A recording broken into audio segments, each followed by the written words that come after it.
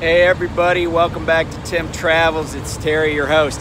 Hey, before we go any farther, I wanted to give a shout out to my friends Kaysen and Ricky. They stopped by the truck the other night and got to look around inside, so I was glad to have them on board. So I love you guys, and thanks for watching.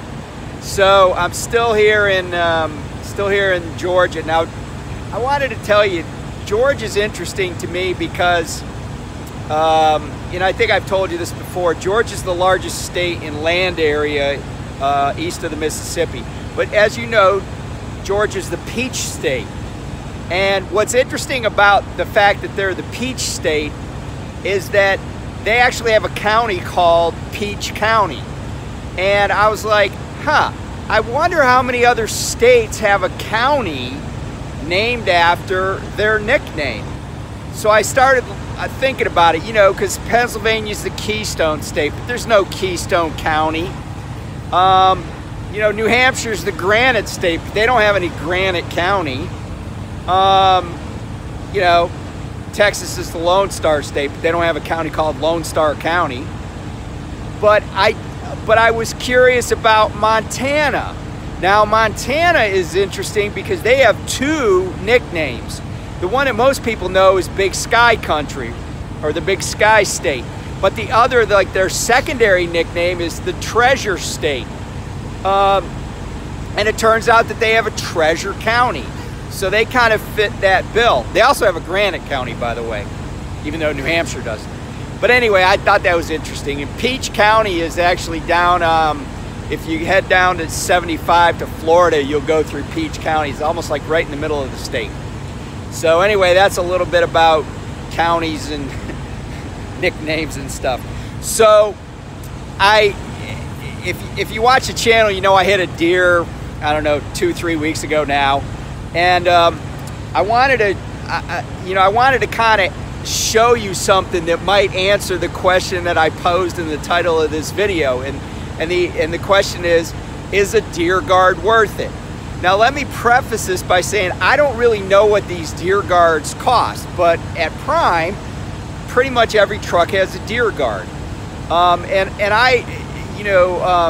If you ever watch Callie's Trucking Adventures, she talked about not having a deer guard when she first got her truck, and I made a comment on her channel saying my deer guard came in handy because when I was outside of Seattle one day, somebody in front of me clipped a barrel, one of the orange construction barrels, and it ended up not smack dab in the middle of my lane, but certainly in my lane. And it was a construction site that was so tight, and it was rush hour traffic. I slowed, but I could not avoid hitting it.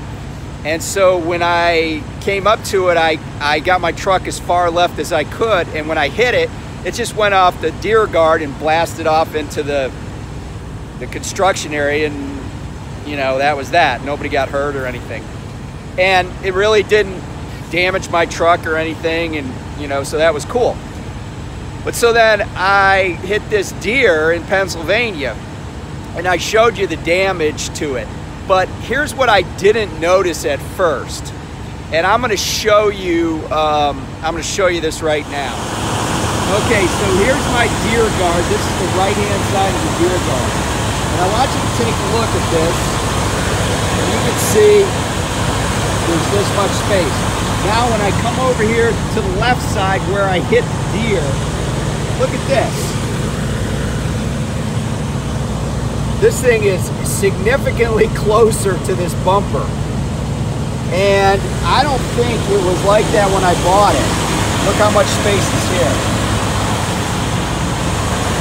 Sorry, I think I did it wrong. The deer that I hit bent this in significantly. I've considered, having it pulled back out so that if it ever does again. By the way, I still got some damage down here. If you can see water in this lens, I still got to get that fixed. So anyway, I think that might be your answer. Is the deer guard worth it? Yeah. I'm very convinced that given how far in this deer guard is pushed, that if I had not had it, that deer, instead of just breaking my headlight lens and, and loosening up my fog lamp, it would have smashed this whole thing. I would have needed a new hood. I would have needed a new hood mirror, headlights, all that stuff. And not to be too dramatic, but I met a trucker one time. One of the scariest things you can have happen is have a steer go out, have a steer tire blow up. And I met this driver one day who said he had one go. And I said, oh, what happened? And he said he hit a deer and he had a steel bumper on the front, and it flexed the bumper into the tire and blew out the tire. Now, I don't know if the way these are designed that would have happened, but I basically hit the deer right in front of my left steer tire. So I know that deer guard saved probably thousands of dollars in damages, but I don't know that it also didn't save me from having a blowout of my steer tire while I was going down a very dark highway in Pennsylvania in the middle of the night. So anyway, thanks for tuning in. Be safe out there, and if you don't have a deer guard, maybe consider getting one. I will talk to you soon. Bye.